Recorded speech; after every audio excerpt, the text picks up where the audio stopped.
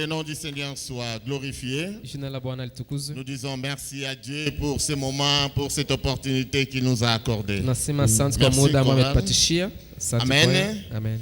Et depuis le début de ce mois que nous sommes en train de parler sur ce sujet combien important, combien capital, connaître la voie de ta destinée. Connaître la voie de ta destinée. Tout le monde aime arriver au lieu où Dieu a préparé pour eux. Mais tout le monde ne connaît pas la voie par laquelle il doit passer pour arriver là où Dieu a préparé. Il est question que le peuple de Dieu puisse comprendre que non, le Seigneur, lorsqu'il nous appelle, il met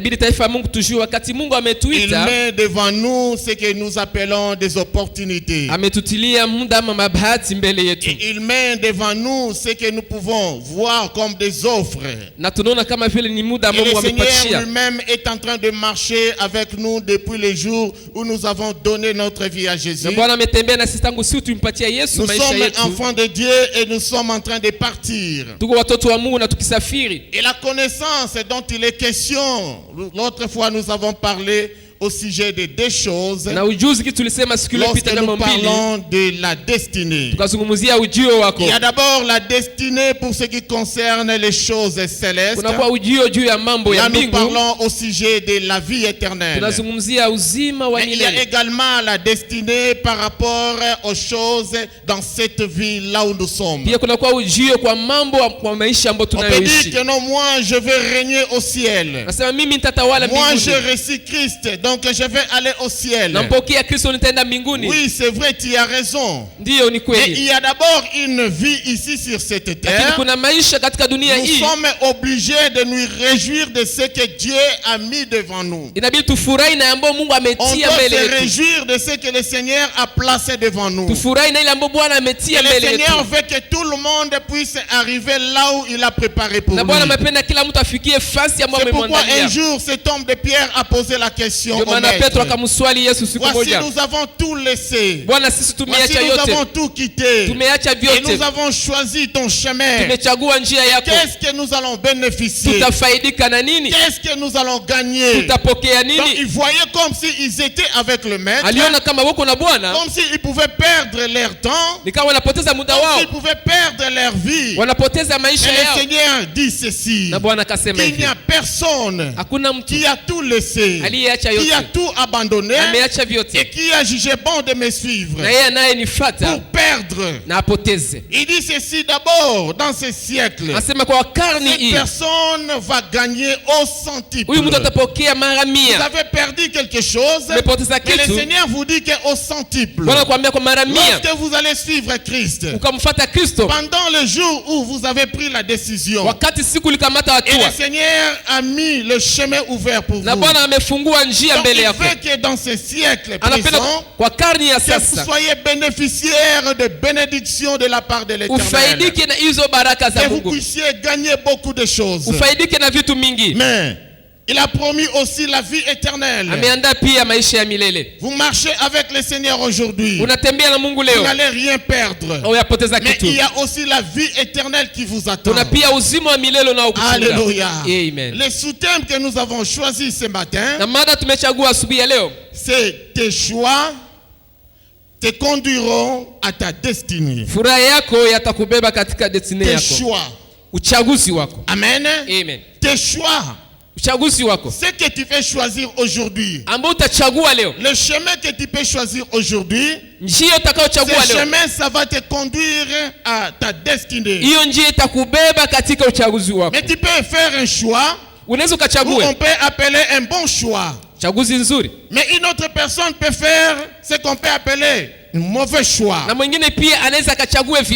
le Seigneur nous parle de la destinée. Le souci de Dieu est que nous puissions aller là où il a planifié pour nous. Mais ça peut arriver que non, à cause de mauvais choix, la personne passe à côté de sa destinée. Ça peut arriver Parce que les athlètes, j'aime donner cet exemple. Ils commencent la course ensemble. Tout le monde commence à courir ensemble. Mais il n'y a qu'un seul prix à remporter. C'est le plus rapide qui va remporter le prix. Pour la voie de la destinée, il y a le chemin que le Seigneur a préparé pour nous. Nous allons lire 3 portions de l'écriture. Et nous allons voir ce que le Seigneur a préparé pour son peuple. Nous allons lire d'abord dans le livre de Genèse, chapitre 13. Genèse, chapitre 13. Et puis nous allons lire le verset 7 jusqu'au verset 12. Après, nous allons lire 2 Rois, chapitre 2. Verset 3 et le verset 4. Et ensuite nous allons lire Rite chapitre 1er, le verset 16e. Amen. Je vais lire Genèse chapitre 13 verset 7 à 12. Pendant ce temps, une autre personne sera en train de chercher 2 Rois chapitre 2 verset 3 à 4. Et enfin, une autre personne va lire Rite chapitre 1er verset 16. Nous lisons Genèse chapitre 13 à partir du 7e verset. La Bible nous dit ceci.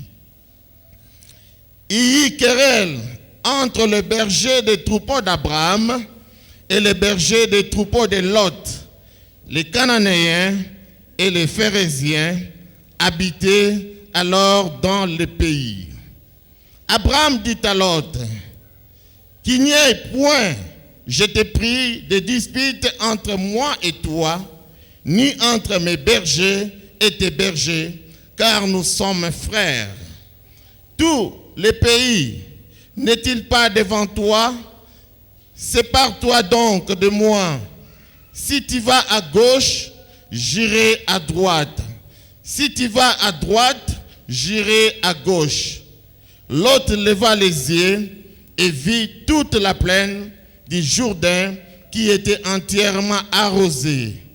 Avant que l'Éternel ait détruit Sodome et Gomorrhe, c'était jusqu'à Tsoar comme jardin de l'Éternel, comme le pays d'Égypte. Lot choisit, souligné, Lot choisit pour lui toute la plaine et il s'avança vers l'Orient. C'est ainsi qu'ils se séparèrent l'un et l'autre. Abraham habita dans les pays de Canaan et Lot habita dans les villes de la plaine et dressa ses tentes jusqu'à Sodome. Amen. Que le nom du Seigneur soit glorifié. Nous allons lire encore 2 Rois chapitre 2 versets 3 à 4. Celui qui a trouvé. Nous lisons 2 Rois chapitre 2 versets 3 à 4 dans les notes du Seigneur. Les fils des prophètes qui étaient à Bethel sortirent vers Élisée et lui dirent, c'est-il que l'Éternel enlève aujourd'hui ton maître au-dessus de ta tête? Et il répondit, je le sais aussi, taisez-vous. Élie lui dit, Élisée, reste ici, je te prie, car l'Éternel m'envoie à Jéricho. Il répondit, l'Éternel est vivant et ton âme est vivante, je ne te quitterai point. Et ils arrivaient à Jéricho. Amen. Rite chapitre 1er verset 16. Amen. Gloire au Seigneur. Ici, nous voyons le premier texte que nous avons lu. Nous voyons l'histoire d'Abraham avec son neveu Lot. Et cet homme d'Abraham avait reçu l'appel de la part de l'Éternel son Dieu. Cet homme pouvait se rendre au lieu où Dieu avait planifié pour lui. Il devait aller à la rencontre du Seigneur pour sa destinée. Mais la Bible nous montre que non, ils ont commencé à faire route ensemble. Et chemin faisant, il y a eu dispute entre les serviteurs de Lot et les serviteurs d'Abraham. Alors pendant qu'il y a une dispute, c'est Abraham qui prend la parole pour dire à l'autre qu'il n'y ait plus de dispute entre moi et toi, entre mes bergers et tes bergers. Et moi j'aimerais te suggérer que tu puisses prendre ton chemin. Si tu prends la gauche, moi je vais prendre la droite. Et si tu prends la droite, moi je vais prendre la gauche. L'autre sans hésiter, la Bible dit il leva les yeux et il a vu un bon endroit. Il a vu la plaine qui était là. Et l'autre a jugé bon de descendre. Lui avec ses serviteurs, lui avec sa suite. Et ils sont allés là-bas. Ils ont dressé des tentes et ils ont commencé à vivre. Quand cet homme était à côté d'Abraham, et quand il était en train de voir ce qui s'est passé, moi je pense que non, il pouvait aussi faire son choix. C'était une proposition qu'Abraham lui avait faite. Si tu prends la gauche, moi je vais prendre la droite. Et j'aimerais qu'on puisse se séparer. Cet homme avait choisi. Il a fait son choix. Il pouvait dire d'accord. Et il a regardé, il a vu un endroit. Mais il avait oublié que non, celui qu'il était en train d'accompagner était une source de bénédiction. Parce que quand l'Éternel avait appelé Abraham, il lui a dit tu vas aller là où je vais te montrer. Et là où tu vas arriver, moi l'Éternel, je vais te faire grand. Et tu seras la source de bénédiction. Moi l'Éternel, je bénirai ceux-là qui vont te bénir. Et moi l'Éternel, je vais maudire ceux-là qui vont te maudire. Donc tu seras la source de bénédiction. Mais un homme qui était attaché à la source de bénédiction, il a pris l'option de se retirer.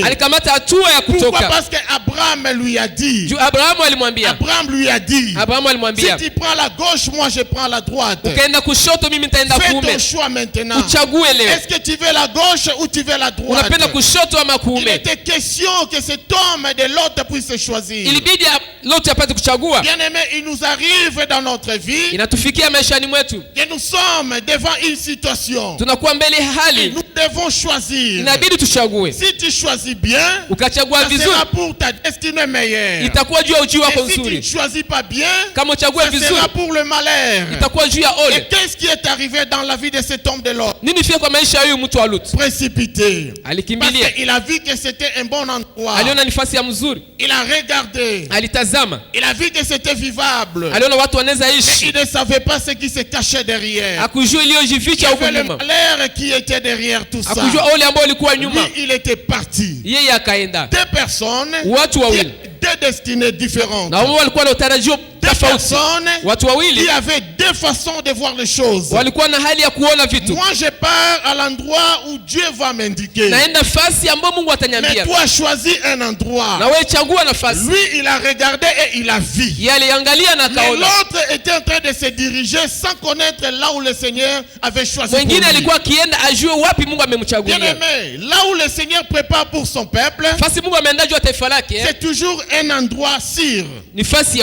C'est toujours un endroit meilleur. Peut-être vous pouvez arriver et vous voyez comme si les choses ne marchent pas. Et j'aimerais vous dire que non, le Seigneur seul sait. La fois passée, nous avons dit ceci. Pendant qu'ils étaient ensemble, Lot et Abraham, ils marchaient tout simplement. Mais au moment où Lot s'est séparé d'Abraham, quand Abraham s'était séparé de Lot, la Bible dit c'était en ce moment-là que le Seigneur commençait à parler à Abraham. Aussi longtemps que l'autre était avec Abraham, le Seigneur ne révélait pas des choses à cet homme d'Abraham. Il fallait que cet homme puisse faire un choix. Il pouvait comprendre autre chose. Comme cet homme d'Élysée. Là où nous avons lu dans 2 Rois chapitre 2 verset 3 jusqu'au verset 4e. Tout le monde était au courant que non, Élie serait enlevé. Les fils des prophètes étaient au courant. Et maintenant Élie et Élisée marchaient ensemble. Écoutez-moi Élie qui dit à Élisée, reste ici, reste à Bethel, parce que l'Éternel m'envoie à Jéricho. Reste ici à Bethel. Moi, l'Éternel m'envoie à Jéricho. Il pouvait aussi faire comme Lot. Parce que Bethel, ça symbolise la présence de Dieu. Bethel, ça symbolise la gloire de Dieu. Bethel, ça symbolise la réponse de Dieu. Bethel symbolise le lieu de la visitation. Écoutez-moi maintenant, c'est Élie qui a dit à Élisée, reste ici à Bethel. Car moi l'Éternel m'envoie à Jéricho. Or Jéricho veut dire le lieu de la confrontation, le lieu de la bataille, le lieu de la guerre. Mais cet homme pouvait faire son choix entre les lieux de bataille et les lieux de la présence. Où est-ce que je vais choisir? Alléluia. Amen. Mais cet homme n'a pas hésité. Il a dit non, non, je serai avec toi. L'Éternel est vivant. Et ton âme est vivante. Je ne te laisserai pas. Où tu iras, j'irai avec toi. Nous voyons la première personne, l'homme de Lot. Un homme qui avait la destinée différente par rapport à celle d'Abraham. Mais par contre, cet homme d'Élisée, lui, il ne gérait que par la double portion de son maître. Donc, ils avaient la même destination, la même destinée. Donc ils devaient partir ensemble. Il a dit, je ne te laisserai pas.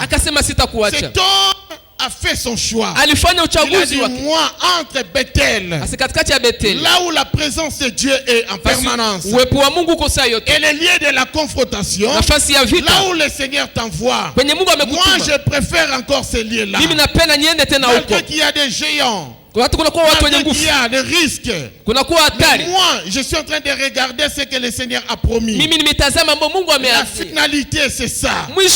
Malgré tout ce qui peut se présenter devant moi, peu importe la situation qui sera là devant moi, mais moi je fais mon choix. Mon choix c'est que j'ai choisi de te suivre. Je te suivrai. Où tu iras, j'irai avec toi. Où tu vas demeurer, moi je vais demeurer avec toi.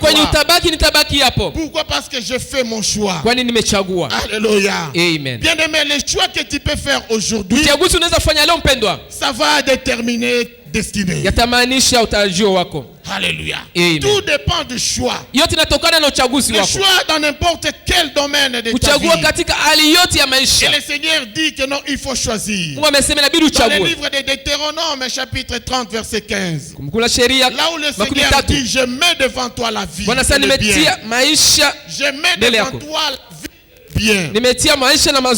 Alléluia. Amen. La mort et le mal. Tu dois choisir. Le Seigneur conseille à ce que l'homme puisse choisir le bien. Là où le Seigneur a planifié, là où le Seigneur a préparé. Le Seigneur ne nous oblige pas. Quand bien même il a placé quelque chose devant nous, mais le Seigneur ne nous oblige pas. Le Seigneur a mis dans l'homme le libre arbitre. Ça veut dire que non, l'homme a le pouvoir de choisir. Mais Dieu n'oblige pas à l'homme de choisir.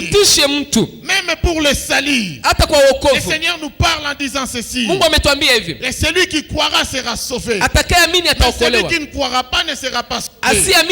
Là nous voyons la destinée de l'homme pour Dieu. Il veut que l'homme puisse passer par la foi, puisse accepter Christ. Tout le monde est tel que nous sommes là.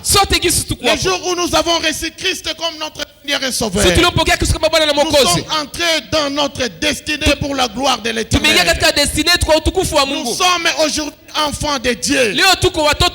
Nous sommes aujourd'hui avec le Seigneur notre Dieu. Et maintenant nous sommes en train de marcher par rapport à ce que le Seigneur a planifié pour tout un chacun de nous. Il veut que tout le monde puisse aller de l'avant avec lui. Et nous avons lu également dans le livre des rites. Là nous sommes en train de voir cette femme de Naomi qui avait tout perdu.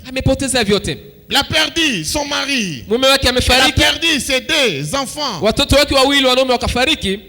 Alléluia. Amen. Mais il y avait des belles filles qui étaient avec elle. Quand elle a vu que non, voilà, elle avait tout perdu, elle voulait rentrer maintenant à Bethléem.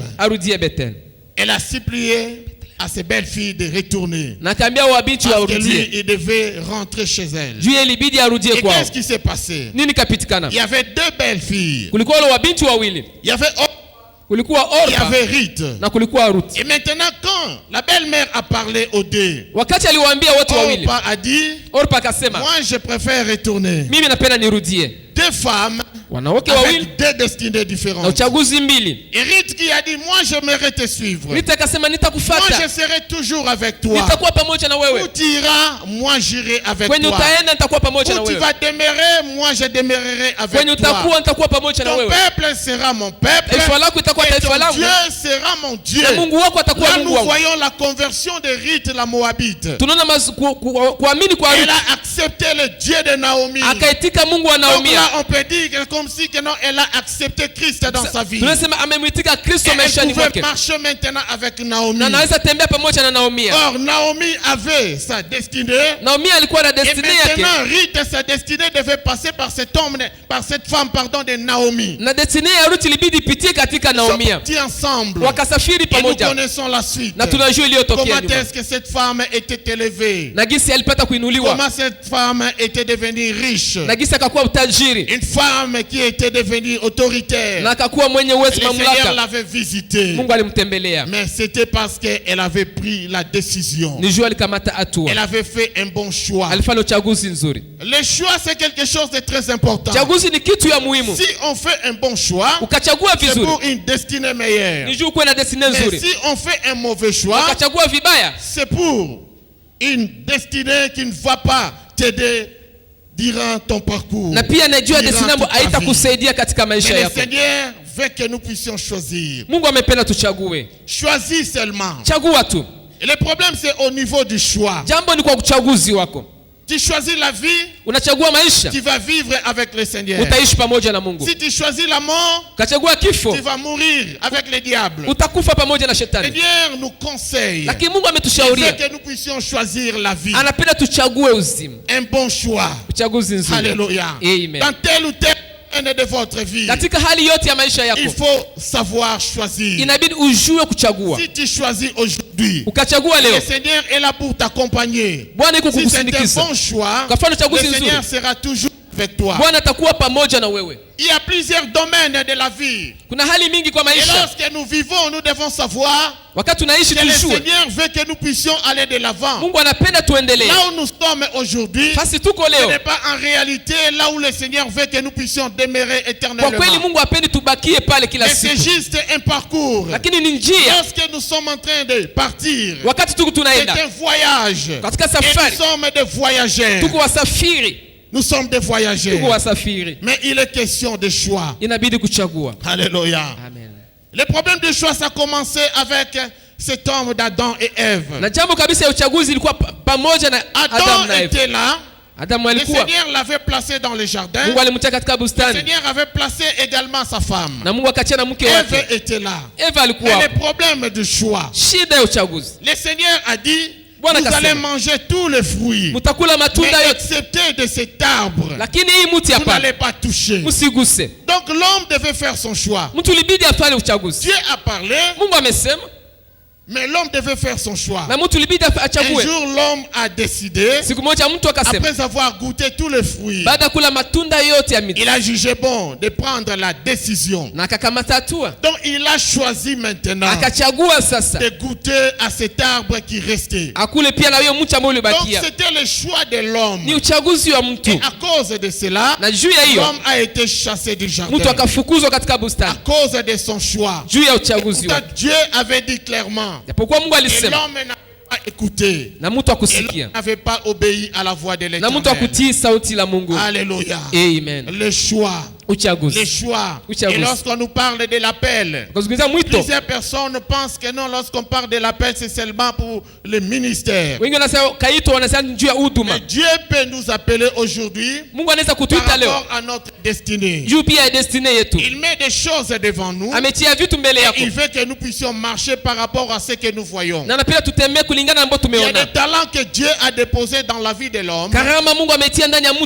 Il y a des potentiels que Dieu a déposés dans la vie de l'homme. Mais lorsque nous parlons aujourd'hui au sujet de la connaissance, pour bien marcher sur ce chemin, il faut avoir la connaissance. Qu'est-ce que Dieu a mis en moi? Qu'est-ce que Dieu a déposé en moi? Et quand j'aurai la connaissance de ce que Dieu a mis en moi, maintenant je vais m'engager sur ce chemin, sur cette voie pour arriver là où Dieu a préparé pour moi. Alléluia. Amen. Aujourd'hui, nous pouvons parler de la destinée. On n'est pas encore arrivé peut-être, mais il y a le chemin. Et quand tu regardes, le Seigneur est avec toi. Et le Seigneur t'a appelé. Il y a beaucoup de choses. La semaine, quelqu'un m'a posé la question: est-ce qu'on peut vraiment connaître la voie de ta destinée? J'ai dit oui, on peut connaître par rapport à ce que Dieu a mis en vous. Alléluia. Amen. Les parents aussi peuvent orienter les enfants par rapport à ce qu'ils découvrent dans la vie de leurs enfants. Imaginez-vous un peu, vous avez un enfant élancé. À tout moment, il joue au ballon. N'amenez pas cet enfant-là à l'école de foot. Parce qu'on vous a déjà indiqué, comme le pasteur Kaba. Alléluia. Amen. Tu sais que non, il est là, il a la taille. Et quand il faut orienter cet enfant, je pense que non, il faut l'amener à jouer au basket. Alléluia. Amen. Quand il va commencer à jouer, peut-être sa destinée, ce n'est pas seulement au niveau des diplômes. Si nous voyons cet homme de Mutombodi Kembe, c'est un homme riche aujourd'hui. Et tout ce qu'il a, c'est par rapport à sa taille. C'est par rapport à sa taille. Donc la voie de sa destinée, c'était sa taille. Le Seigneur lui avait donné la taille. C'était maintenant à lui de discerner. Avec cette taille, qu'est-ce que je vais faire avec? Et quand il a osé de se lancer, et cet homme a gagné sa vie, parce qu'il a découvert la voie de sa destinée. Alléluia. Amen. Les parents peuvent orienter leurs enfants. Vous pouvez voir un enfant qui est là, fort en mathématiques. Mais pour l'orienter, ne l'amenez pas pour qu'il puisse faire le journalisme. Alléluia. Amen. Là, vous allez comprendre directement qu'il y a des qualités dans la vie de cet enfant. Il y a déjà la voie de la destinée. Si tu fais un mauvais choix pour cet enfant, cet enfant va rater ce que Dieu a préparé pour lui. Mais quand tu regardes l'enfant, il faut bien observer cet enfant. Quelqu'un qui court bien, et quand il court les habits, c'est tout le monde qui aime. Mais vous allez voir cette personne qui dit que non, ok, moi je vais commencer avec un salon de coiffure. Alléluia. Amen. Et pourtant la voie, c'est ce que Dieu a indiqué. Cet homme a des talents, oui. Il a mis des choses dans la vie de cette personne. Et Dieu veut qu'il puisse faire un choix par rapport à ce que Dieu m'a donné. Je me rappelle que non, en train de chanter pendant une période, et j'avais même un groupe musical, un groupe chrétien. J'aimais beaucoup la musique et on chantait, et j'avais des frères et sœurs avec qui on chantait ensemble. Mais à un moment donné, j'avais besoin de l'orientation. Quand un homme de Dieu m'appelle Écoutez, papy, le Seigneur t'appelle au ministère. Et tu as la grâce de Dieu pour le ministère pastoral. Moi j'ai dit non. Moi j'aime chanter. Il a dit oui, tu aimes chanter. Mais ce que Dieu a mis en toi, ce n'est pas seulement les chants. Et le Seigneur te voit un pasteur. Je n'oublierai jamais ce jour. J'ai discuté avec cet homme de Dieu. Mais jusqu'à ce qu'après 3 années, et le Seigneur a confirmé cela. Et je me suis dit que non, dois-je continuer avec les chants? Alléluia. Je dois faire un choix entre le chant et le ministère pastoral. Et j'avais fait le choix pour le ministère pastoral. Et voilà pourquoi je suis là aujourd'hui. Alléluia. Choisis bien. Sinon tu vas passer à côté de ta destinée. Des choses que Dieu a mis devant toi. Dans tel ou tel domaine. Le Seigneur a déjà planifié des choses. Même sur le plan mariage. Il y a un problème de choix. Si tu fais un bon choix, tu vas vivre heureux. Tu vas vivre un bon mariage. Et en dehors de cela, il y aura même une porte ouverte pour le ciel. Mais si tu choisis mal, tu te maries mal, tu vas commencer à vivre l'enfer déjà ici sur cette terre. Et ça sera peut-être compliqué. Le chemin même de l'enfer sera ouvert pour toi. Donc il faut savoir choisir. Il faut savoir choisir. Oh, il y a cela 2 semaines, j'ai reçu un message d'une sœur avec qui on évoluait dans le Seigneur. Très zélée, pardon. Elle était forte spirituellement. Qu'est-ce qui s'est passé dans sa vie? Chaque homme qui venait vers elle, alors la femme pouvait rejeter des hommes pour dire que non, Aza est à niveau nangati. Alléluia. Amen. Les hommes passaient. Mais la femme disait que non, en tout cas, ce n'est pas mon goût. Et c'était comme ça. Pendant un moment. Mais il y a cela 2 semaines. Elle m'a envoyé le message pour me dire, papa, pour moi.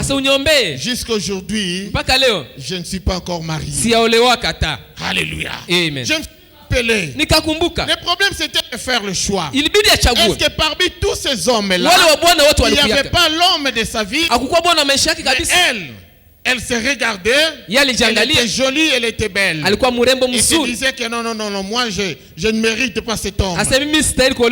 Donc pour elle, elle était là. La foi était là. Elle priait bien. Le pasteur pouvait même conseiller cette dame. Mais elle-même disait que non, ce n'est pas encore le temps. Aujourd'hui, elle commence à demander la prière. Avant, c'était comme ça sans prière.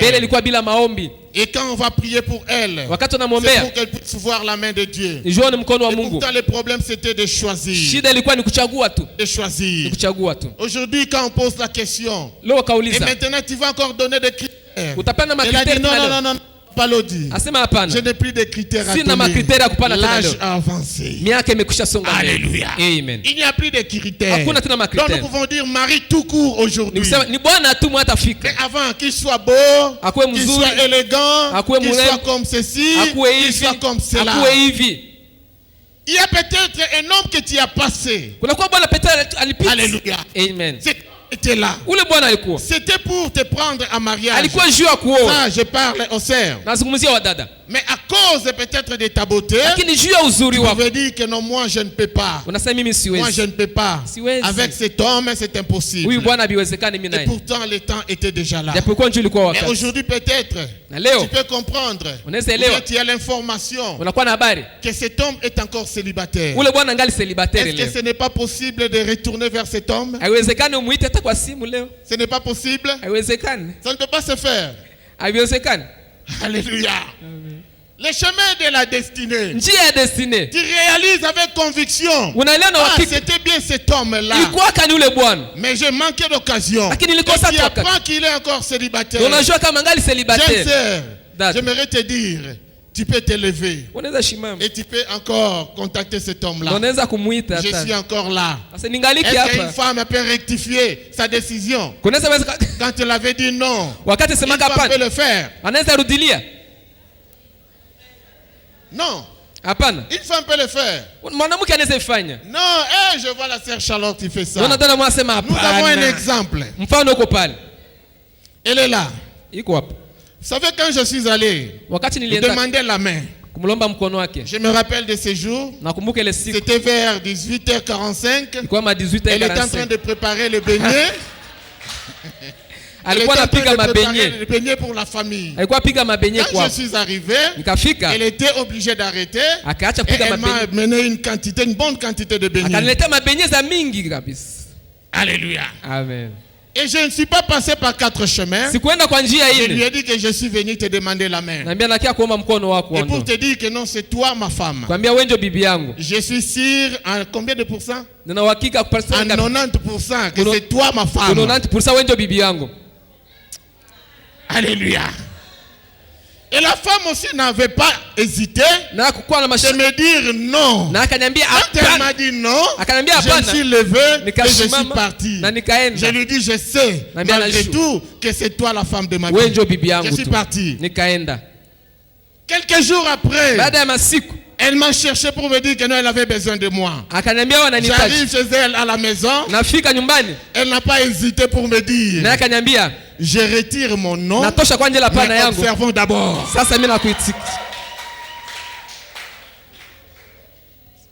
Je retire mon nom, mais observons d'abord. J'ai dit, ok, ça y est. Je rentre. Et je crois une semaine après, elle m'appelle encore pour me dire qu'elle avait besoin de moi.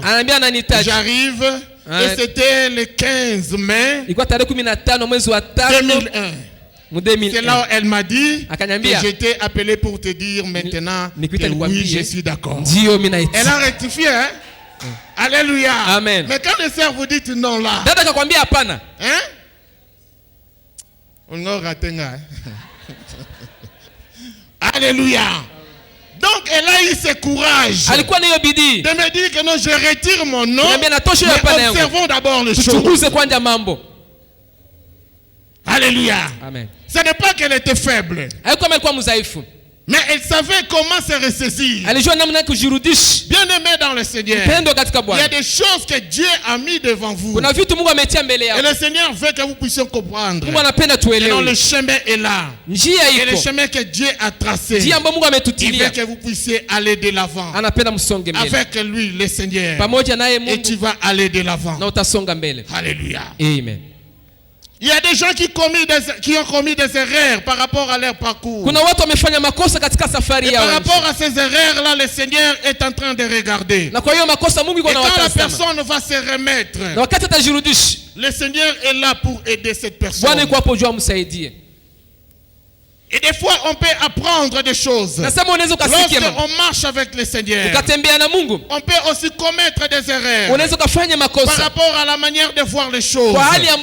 Mais le Seigneur est devant toi. Le Seigneur a déjà préparé des choses. Et le Seigneur veut que tu puisses te ressaisir tout simplement. Alléluia. Et quand tu vas te ressaisir, tu dis, Seigneur, je peux aujourd'hui faire mon choix. Je peux aujourd'hui choisir encore davantage.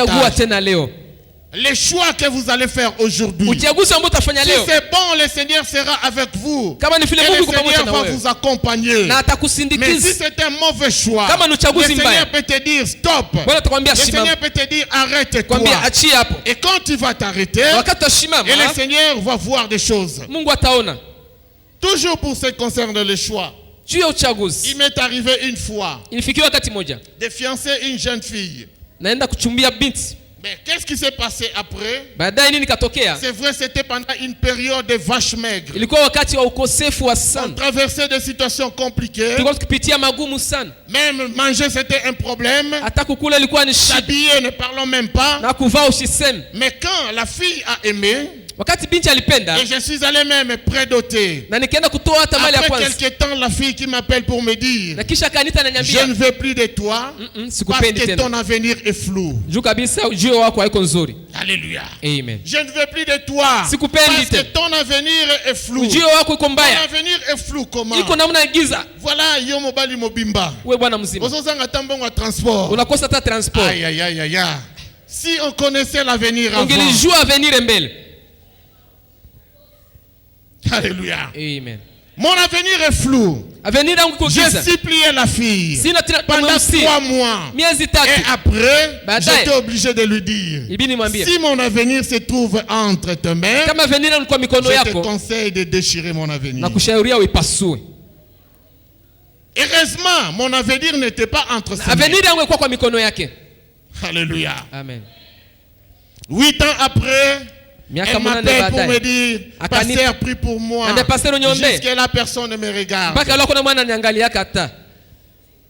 Jusqu'à la personne ne me regarde. Elle avait raison. Elle avait fait son choix. Elle a dit que non, ton avenir est flou. Et moi, j'aimerais choisir ailleurs. Elle pouvait avoir ses raisons. Mais l'opportunité que Dieu a mis devant. Des fois, nous négligeons ce que Dieu a placé devant nous.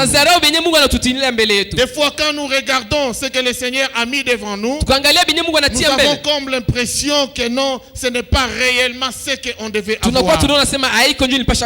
Alléluia. Amen. Alléluia. Amen. Le problème des choix, c'est très important. Lorsqu'on fait un choix, comme cet homme d'Élisée qui avait fait le choix, mais cet homme de l'autre avait fait un mauvais choix. Il avait oublié que cet homme d'Abraham avait beaucoup de choses que Dieu lui avait données. Il fallait qu'il puisse continuer à faire marche avec cet homme. Même Abraham pouvait lui dire, choisis ton chemin. Je crois que non, il pouvait répondre comme Élisée, je ne te quitterai pas, je ne te laisserai pas.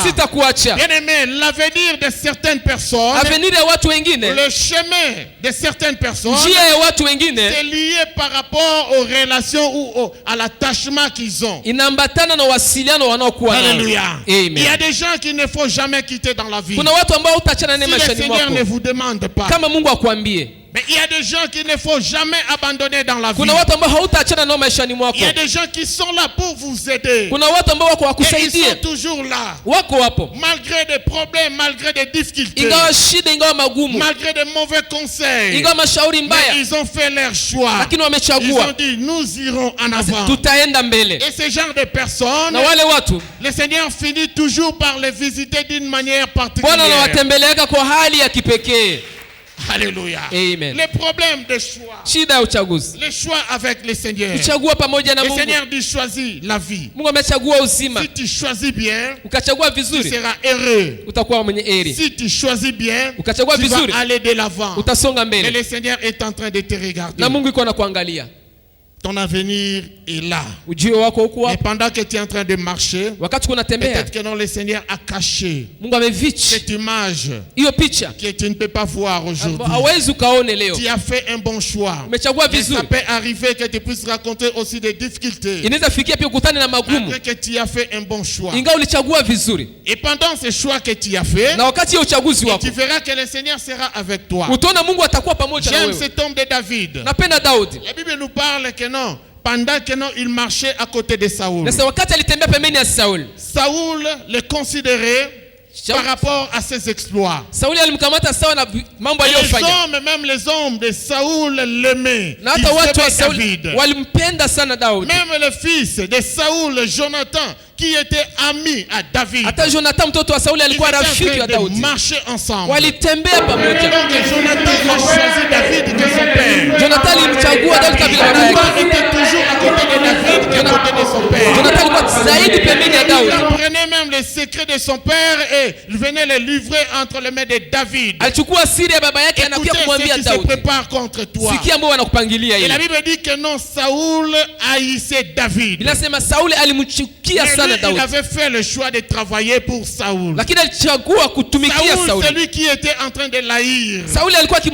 Mais lui, il était avec le Seigneur. Le chemin de sa destinée, c'était d'hériter le trône Le trône qui occupait cet homme de Saoul. Kuingia katika nafasi kabisa ya kiti ya Sauli. Pendant que cet homme de Saoul était encore vivant, wakati Sauli alikuwa anaishi, il était là pour chasser même par cet homme. Yeye alifukuzwa, alifuatiliwa hata naye. La voie de la destinée était là. Japokuwa njia yake utarajiwa ilikuwa. Un homme oint. Alikuwa mtu amepakaliwa mafuta. Il était déjà un homme qui était choisi pour le Seigneur. Alikuwa chaguliwa kabisa na Mungu. Pour hériter le trône. Juu akuwa mfalme. Celui qui devait remplacer cet homme de Saoul. Ni alimgomboa kabisa Sauli. Mais pendant qu'il était là, lakini wakati alikuwa, il y avait toujours des problèmes kulikuwa shida contre cet homme de David. Kulikuwa shida juu ya Daudi. Même quand la Bible nous montre que cet homme de Saoul était livré pour que David puisse le tuer. Yatosha kabisa Sauli alikuwa tayari juu Daudi amuue. David a coupé seulement le pan de la robe de Saoul. Daudi alikata tu sehemu ya nguo ya Daudi na kaenda. Pour dire que non, voilà, j'avais l'opportunité. Nilikuwa na muda pour mettre fin à ta vie. Juu nimalize maisha yako. Mais je ne l'ai pas fait. Lakini sikuifanya. Et tout ce que j'ai fait, yote nimefanya. Il a regretté parce qu'il a coupé le pan de la robe. Je amekata vazi. Il a regretté. Alijuta. Il a dit je ne pouvais pas faire ça. Il considérait encore cet homme de Saoul comme un homme établi par Dieu, comme un oint établi par Dieu. Il a dit je ne pouvais pas couper cette robe que j'ai coupée. Il était toujours là. Mais le chemin de la destinée, la Bible dit que non, le destin avait déjà programmé qu'il était devenu roi. Le roi en Israël. La Bible nous parle par rapport à ce roi David, qui était le roi selon le cœur de Dieu. Il était le deuxième roi en Israël. Et lorsqu'on nous parle de ce roi Saoul, là nous voyons que c'était un roi selon le cœur des hommes. C'est le peuple qui avait demandé un roi. Pour le Seigneur, Israël devait être conduit par des juges. Samuel était juge. Et maintenant quand le peuple a regardé, le peuple a demandé à Samuel, pourquoi les autres ont des rois et nous aussi nous voulons avoir. Ils ont dérangé cet homme de Samuel. Et Samuel a invoqué l'Éternel. L'Éternel lui a dit fais ce que le peuple te demande. Donc là on dit que non, Saoul c'était un roi selon le cœur des hommes. Mais par contre David était un roi selon le cœur de Dieu. C'est Dieu lui-même qui a désiré cet homme de David. Mais il était là, il a connu des choses. Il pouvait pleurer quand bien même il était l'homme selon le cœur de Dieu. Quand bien même son destin était meilleur. Quand bien même il était roi. La Bible nous montre que non, pendant qu'il était devenu roi, il n'était pas à l'aise. À chaque fois les Philistins pouvaient se soulever, les Philistins pouvaient l'attaquer, donc il était mal à l'aise malgré cette onction de la royauté, malgré ce qu'il avait comme autorité, malgré ce que Dieu lui a donné. Alléluia. La voie de ta destinée, ça peut être une voie rocailleuse. Tu peux passer en train de pleurer, mais tu peux te poser des questions. Est-ce que réellement le Seigneur me voit? Est-ce que réellement le Seigneur me connaît? Est-ce que réellement le Seigneur est avec moi? Ce n'est pas seulement à ceux qui traversent des situations compliquées qui se posent ce genre de questions. Et j'aimerais vous dire, même ceux-là qui ont reçu la bénédiction de Dieu, bien aimé, la bénédiction de Dieu, ça devient aussi un problème. Alléluia. Amen. Un homme qui est allé à sa destinée, le Seigneur était avec lui. Mais cet homme qui a réussi, l'autre fois nous avons parlé au sujet de la réussite, et nous avons dit que non, ça nous appelle la considération, mais également le respect. Et j'aimerais vous dire aujourd'hui que la réussite que Dieu peut nous donner, ça peut nous amener des conflits, ça peut nous amener des problèmes. Même quand tu n'as fait rien, même quand tu n'as pas de problème avec des gens, au niveau de service, parce que tu es élevé, il y a des ennemis à côté de toi. Alléluia. Mais c'est le Seigneur qui a permis que tu sois élevé. Le Seigneur qui a permis. Tu es arrivé là où le Seigneur a planifié pour toi. Unafika fasi ambapo Mungu alipangilia. Il y a des problèmes, il y a des conflits qui arrivent. Lakini kunakuwa shida, mafarakano yanakuwa. Il y a des choses qui arrivent dans votre vie. Kunakuwa vitu magumu maishani mwako. Il faut quelqu'un m'appeler pour me dire, pasteur, mtu makaniambia mchungaji, c'est trop. Je lui pose la question, c'est quoi? Ni nini? Oh, en tout cas, je suis fatigué. Nimechoka. Les gens ne m'aiment pas. Watu wanipendi. Les gens sont toujours contre moi. Watu wananichukia. Même quand je n'ai rien fait. Hata kama sikufanya kitu. Je dis, mon frère, calme-toi. Le Seigneur te connaît et le Seigneur t'aime. Mungu anakujua na anakupenda. Si réellement le Seigneur me connaissait, kama Mungu ananipenda, c'est lui qui m'a donné. Pourquoi il doit permettre ces choses? Moi je dis, sois calme. Sois calme. Sois calme. Il pouvait pleurer. Il était élevé en dignité. Il y avait des problèmes. Oh, on m'a dit même qu'on est en train de chercher comment éliminer ma vie. Le Seigneur est avec toi. Confie-toi seulement à l'Éternel. Alléluia. Amen. Le Seigneur te voit. C'est le Seigneur lui-même qui a préparé ces choses. Donc des problèmes inutiles, des conflits inutiles. Vous allez entendre que non, tel l'a fait. Vous allez entendre que non, tel l'a dit. Un jour j'étais ici devant, pendant qu'on était en train de construire, et je vois deux personnes qui étaient en train de passer. Ils sont arrivés ici. Ils ont commencé avec ces dossiers. Qui ont dit que non, cette église, ils ont reçu le financement. D'ailleurs, ils ont reçu le financement le même jour que le pasteur Omari. Alors, ils attendaient à ce qu'on puisse terminer avec l'église d'Omari pour venir construire cette église. Moi, j'étais là en babouche. Je suivais. Et ils parlaient. Ils ne savaient pas que c'était moi le pasteur. Et ils ont parlé. Et ils ont dit maintenant qu'ils ont le financement. Et c'est comme ça qu'ils ont attaqué. Et ils sont en train d'évoluer. J'ai regardé ces gens. Je n'ai même pas commenté. Donc, si cela ne suffisait pas, au lieu de partir seulement quand ils ont terminé, il ajoute encore. Njovile. C'est comme ça. Est-ce que vous pouvez comprendre ça? Alléluia. Amen. C'est comme ça. Ils ont fini. Regardez par terre. C'est comme ça. Donc c'est comme ça. Pour affirmer que ce que je viens de te dire, c'est ça la vérité, c'est ça la réalité. Alléluia. Amen. Alléluia. Amen. Donc il y a des choses. Aujourd'hui peut-être les gens ne parlent pas de vous. Parce que peut-être vous n'êtes pas encore arrivé là où Dieu veut que vous soyez. Mais quand le Seigneur va vous élever, devenez seulement un chef de quartier. Alléluia. Amen. Vous aurez des problèmes avec toutes les familles du quartier. Devenez seulement Numbakumi. Vous aurez des problèmes avec ces 10 maisons-là. Pourquoi? Parce que tu es leur chef. Alléluia. Amen. Mais ne craignez pas toutes ces choses. Le Seigneur peut permettre que tu sois élevé. Alléluia. Amen.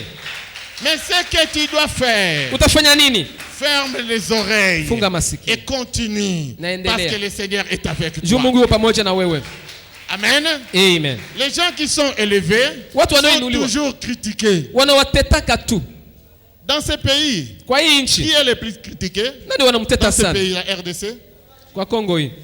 Fachi, hein? C'est qui? C'est Fachi, n'est-ce pas? Ni président. Il est président. Ni président. Mais quand il n'était pas encore président, c'est l'autre qui était beaucoup plus critiqué. Alléluia. Amen. Donc le Seigneur vous regarde. Vous voulez l'élévation? Préparez-vous aussi à toutes sortes de critiques. Préparez-vous aussi à tout ce que les gens peuvent dire. Ne vous fâchez pas. Ne vous lamentez pas. Mais laissez le Seigneur combattre à votre place. Alléluia. Amen. Laissez-le. Donc c'est ça la vie. Il suffit seulement que vous soyez élevé. Même si tu deviens chef de classe, il y aura des complots contre toi. Pourquoi? Parce que tu es numéro 1. Et dans l'église, qui est le plus critiqué? Dans l'église, qui est le plus critiqué? C'est le pasteur, n'est-ce pas? Pasteur. C'est ça notre croix. Nous connaissons. Alléluia. Amen. Mais on est là une famille. Et malgré ça, nous n'allons pas nous arrêter. Mais nous devons toujours évoluer. Nous devons toujours évoluer. C'est ça la vie. Si on n'a pas encore commencé à te critiquer, c'est que tu n'es pas encore arrivé. Vous avez déjà vu une mangue mûre se jeter pour taper à la pierre et rentrer. Mais on jette plutôt la pierre parce que c'est une mangue mûre. Alléluia. Amen. N'ayez pas peur de réussir parce qu'on va te critiquer. N'ayez pas peur de réussir. Mais le Seigneur te regarde. Et le Seigneur veut que tu puisses aller encore de l'avant. Malgré tout ce qui peut arriver dans ta vie. Le Seigneur veut que tu puisses encore aller de l'avant. N'hésite pas de faire un bon choix avec le Seigneur. Seigneur, moi j'aimerais marcher avec toi. Malgré tout ce qui peut arriver. Moi j'aimerais arriver là où tu as préparé pour moi. Je dois monter encore. Donc il faut te sentir que là où tu es, tu n'es pas encore arrivé. Il faut encore monter. Et monter encore davantage. Il faut aller encore de l'avant. Il faut. Parce que tu as une histoire avec le Seigneur ton Dieu. Et tu as encore des projets à accomplir avec le Seigneur ton Dieu. Donc, il faut demander la force à l'Éternel ton Dieu. Demandez à ce que le Seigneur puisse t'orienter. Demandez à ce que le Seigneur puisse te diriger. Et toi-même, tu ne peux rien. Sur ce chemin, tu as besoin de l'Éternel. Alléluia. Tu as besoin de la révélation. Tu as besoin de connaître ce que je dois faire pour arriver là. C'est vrai, le Seigneur a donné le message. Et je réussis ce message. Mais je dois savoir que de moi-même, je ne peux pas arriver. Il a dit dans sa parole que sans moi, vous ne pouvez rien faire. Mais avec moi, vous pouvez tout. On peut tout avec le Seigneur. Et surtout que non, tu es déjà un enfant de Dieu. Et tu es attaché à Dieu. Le Seigneur qui dit, je créerai la différence entre ceux qui me servent et ceux qui ne me servent pas. C'est déjà avantageux pour toi. Et lorsque tu marches, tes chefs qui sont là, toi ne tremble pas. Mais il faut savoir que Dieu t'a promis la différence. Ça va venir n'importe quand. Garde bien le contact que tu as. Toi, agis bien. Fais toujours un bon choix. Et le Seigneur sera avec toi. Et il sera en train de te pousser. Il sera en train de te pousser. Et tu ne vas pas comprendre pourquoi je m'oriente à ce niveau ici. Parce que le Seigneur veut que tu puisses arriver là où il a préparé pour toi. Alléluia. Amen. Le Seigneur veut que tu puisses arriver. Ce matin, tout le monde a fait un choix. Venir à l'église, c'était un choix. Et j'aimerais encore dire, venir en retard, c'était aussi un choix. Alléluia. Amen. C'est un choix. Quand tu dis que non, moi je vais commencer seulement à arriver à l'église en retard, il y a toujours des premières bénédictions de l'église que tu seras en train de rater. Alléluia. C'est un choix. Je me lève et je fais un choix. Je dois aller à l'église. Et je pense qu'aujourd'hui je peux arriver à 10h. Ou bien à 9h30. Mais quelqu'un peut faire un choix pour dire le culte commence à 10h, mais moi je vais arriver à 10h moins. À 9h, pardon, moi j'arrive à 9h moins. Et c'est un choix. Alléluia. C'est un choix. Quelqu'un peut dire que non, bon, moi je pars à l'église, mais aujourd'hui je ne vais pas donner des offrandes. C'est un choix. Quelqu'un qui peut dire que non, voilà, moi je pars à l'église, mais je ne vais pas payer ma dîme. C'est un choix. Mais un choix qui est lié à la promesse. Quand tu ne payes pas, il y aura des dévoreurs. C'est une promesse. Quand tu payes, le Seigneur va chasser des dévoreurs. C'est une promesse. Mais il y a un choix. Alléluia. Amen. Tu as fait un choix. Personne ne va t'obliger. Mais ce choix-là est lié à une promesse. Si tu donnes, je chasserai les dévoreurs. Là, tu vas voir que quand l'ennemi viendra te combattre, et toi, tu n'auras pas à combattre, le Seigneur va s'élever. Et c'est lui-même qui va combattre à ta place. Alléluia. Amen. Un choix à prendre au sérieux lorsque nous marchons avec le Seigneur. Mais le Seigneur veut que quelqu'un puisse comprendre. Est-ce que tu avais fait un choix? Et à cause de ce choix, il y a le malheur qui arrive. Il n'est pas encore trop tard. Tu peux encore changer d'avis. Et à cause de ce que tu as pris comme résolution, à ce choix, tu peux encore dire à Dieu, Seigneur, aujourd'hui, me voici devant toi. Je veux que tu puisses encore m'orienter d'une manière différente. J'aimerais que tu puisses encore me conduire. J'ai besoin de toi. Si toi tu n'agis pas, personne d'autre ne pourra agir. Qu'est-ce que tu as fait comme choix aujourd'hui? Est-ce que ça t'aide pour que tu puisses arriver à ta destinée? Ou bien à cause de ces choix, tu es en train de pleurnicher et le Seigneur veut que tu puisses comprendre. Alors retourne à l'Éternel ton Dieu. Tu peux dire à Dieu, Seigneur, me voici devant toi. À cause de ces mauvais choix, à cause de ces choix que je fais, et maintenant je viens te dire, Seigneur, conduis ma vie. Seigneur, marche avec moi. Seigneur, dirige ma vie. Seigneur, oriente ma vie. J'ai encore besoin de toi. Alléluia. Amen. Le chemin que Dieu trace, c'est toujours un bon chemin. Même dans les déserts. Je dis que non, le Seigneur a planifié un chemin pour moi. Et aujourd'hui, quand je vois ce chemin, c'est un chemin qui me fait pleurer. Oui, c'est vrai, tu peux avoir raison. Mais c'est le moment où le Seigneur est en train de travailler sur ta vie. Le désert ne va pas demeurer éternellement. J'aimerais te dire, toi qui passes par le désert, et même dans le désert, il y a aussi des oasis. Tu peux t'arrêter à un moment donné. Tu racontes des oasis. Et là, tu vas être soulagé. Ça va te permettre de continuer encore avec ta marche. Mais ce qui est sûr, tu dois savoir que le Seigneur ne te laissera pas. Le Seigneur ne t'abandonnera pas. Il sera toujours avec toi. Et c'est lui seul qui sera en train de te conduire. Alléluia. Amen. Parce qu'il t'a promis. Il est derrière sa parole pour l'accomplir. Parce qu'il t'a promis. Il est toujours à côté de toi. Parce qu'il t'a promis. Il est là et il est en train de te consoler. Il est en train de te dire, allons-y. Tu es là, tu pleures. Le Seigneur te dit, non, ne pleure plus. Et des fois même, il peut te laisser pleurer. Il peut te laisser pleurer. Mais malgré ses pleurs, il est toujours là. Tu as fini de pleurer et le Seigneur te pose la question. Tu as fini?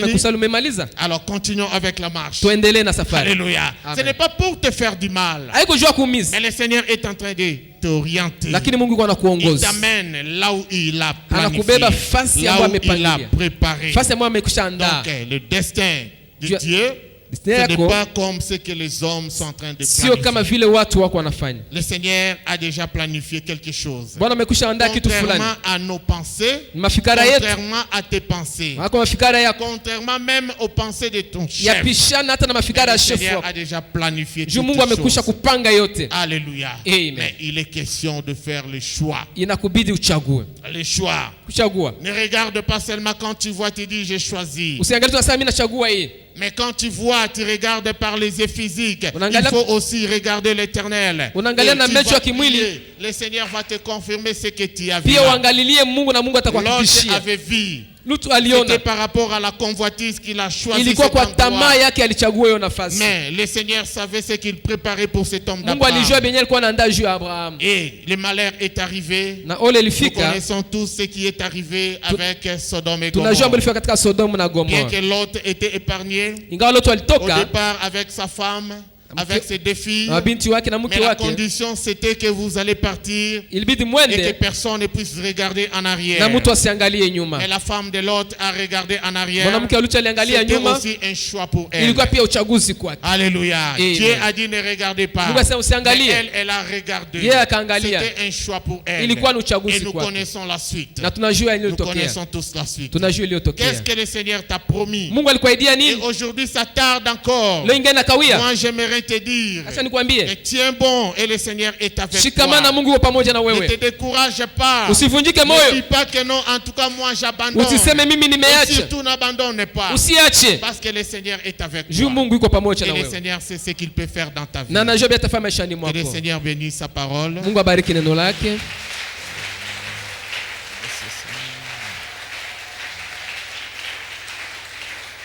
Alléluia. Nous allons nous lever pendant un moment.